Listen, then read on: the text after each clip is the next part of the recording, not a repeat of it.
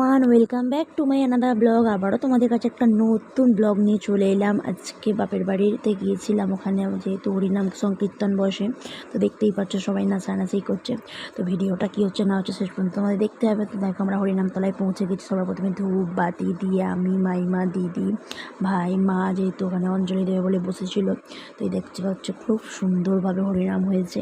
তো এখানে আরতির গান হচ্ছে, আরতির গান যেহেতু হচ্ছে, আরতির গানের পরেই তারপরে আমাদের অঞ্জলির পরে তারপরে বাতাসা ছড়ানো হবে। তো যারা প্রথমে মানত করেছে তাদের বাতাসাগুলো ছড়ানো হবে, তারপর হচ্ছে সবাই বাতাসা ছড়াবে। তো আমাদের সব বাতাসা উৎসবই করানো হয়ে গেছিলো। তারপরে এই যে আরতিটা হওয়ার পরেই তারপরে হচ্ছে বাতাসা ছড়ানো স্টার্ট হবে।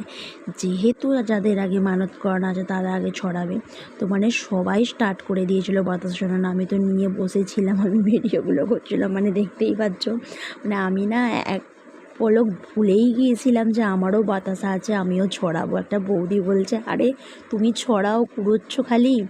আর যেহেতু দাদার নামে না উৎসবই করা ছিল, তো সেই কারণে দাদা আসতে পারেনি, তো আমি চড়িয়েছিলাম।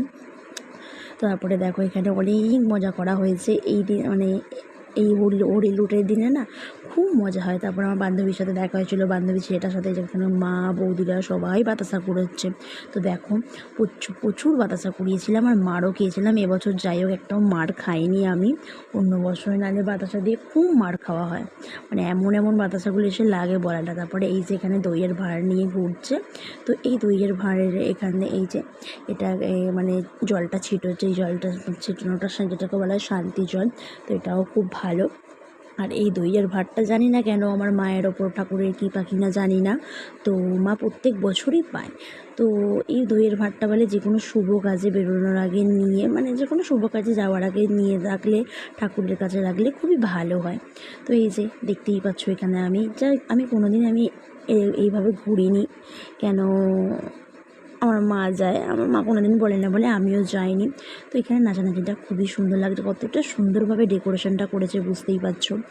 যাই হোক, তোমাদের কেমন লাগছে ভিডিওটা অবশ্যই তোমরা কমেন্টস করে বলো। আর যারা আমার চ্যানেলে নতুন অবশ্যই এটা সাবস্ক্রাইব করে বেল আইকন ক্লিক করে আমার চ্যানেলের পাশে দেখো, ভিডিওটা একটা লাইক কমেন্ট শেয়ার করে দিও।